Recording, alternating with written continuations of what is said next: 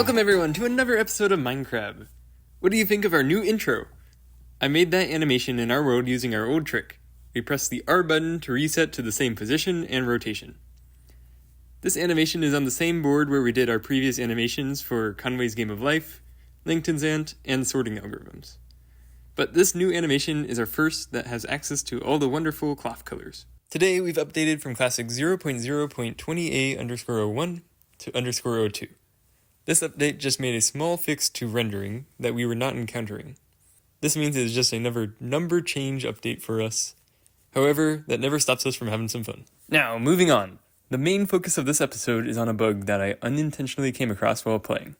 This is a bug I knew existed much later in alpha and beta, but I did not know works in classic. The bug I am talking about is the time warp bug. Before I start it, let's just take a nice stroll around the world. Take a moment to appreciate the clouds drifting by. Alright, now I'm going to change my system time to a full year later. We're going all the way to February 2024. Okay, ready? Look at the clouds. There we go! The clouds are zooming by now. Our entire world has sped up. The game is trying to catch up on all the time we just skipped ahead. So the whole world is sped up. If I press the W button to go forward, I can walk at a super speed. We are zooming through the world now. And I can go all the way here, all the way back, no time. I can go to the other side of the world. This would normally take a very long time to walk through. We are just like the Flash right now. I can go over to our old builds. It is so fun. Oh, and I fell in a hole. Let's try that same trick on our Steve mobs. So here's them just pacing around normally, but we're going to change the time again. Let's go to the year 2025. So another big skip in time, and there we go. The world has sped up, and you can see the Steves are flashing around the screen very quickly. I swear this film has not been sped up. This is what I'm seeing on my monitor right now.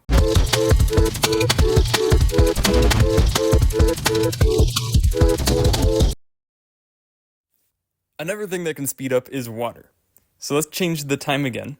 This time we're going to change it to 2026, another year into the future. And there we go. The water has sped up. So looking at the animation, it is flashing really quickly now. And this water pool goes all the way down to bedrock. So I'm going to walk into it, and bam, I instantly sank to the bottom. But now if I press the space bar, we're all the way back at the top, almost instantly. Our swimming speed has also increased, so we can go down, up, down, up. I'm going to destroy this gravel to release water and show its flow rate also drastically speeds up. There. You can see it almost instantly filled up this entire very long tunnel. Another player movement that has sped up is falling. Falling is so fast that it's hard to show it. Luckily we still have our 1000 block high spawn point from episode 8 saved. I can press R to return up to it, look down as fast as possible, and you can briefly see me falling. There, can you see it? It is just for less than a second, you can see us fall more than 1,000 blocks onto our world. The final sped up action I'm going to show you is building and breaking. Here's the normal limit to how fast I can place or break blocks by holding the mouse down. And now here's how fast I can while the game is sped up. It's much faster. Now this brings up an interesting question. Should we allow this exploit to be used in our world? On one hand, using this bug does require us to change our operating system's clock, which some might see as cheating. However, my arguments for it would be that this is truly a bug of how the game was coded.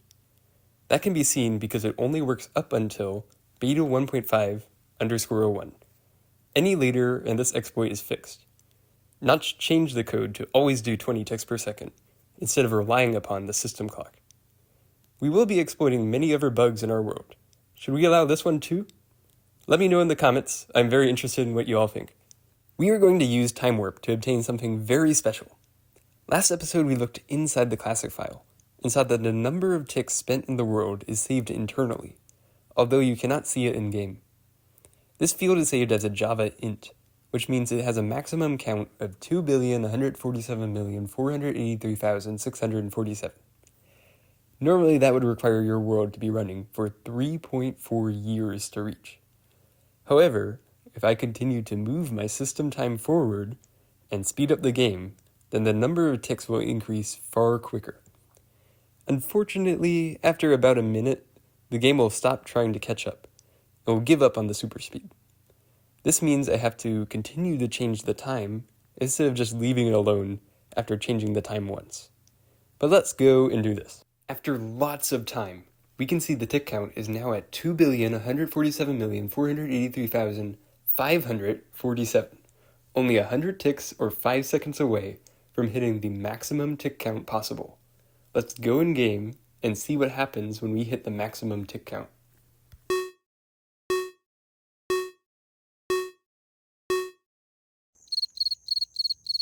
Okay, so it actually doesn't have effect in game. Maybe that's a bit anticlimactic, but let's look inside the file again using Classic Explorer. We can see that the tick count has become negative now. The number of ticks has overflown. It's now at the minimum possible tick count of negative 2,147,483,648. It took me a few attempts from that last backup to land right here. Now, as we continue to play the game, the tick count will continue to increase, making it less negative. It would take another 3.4 years of gameplay to reset this tick count.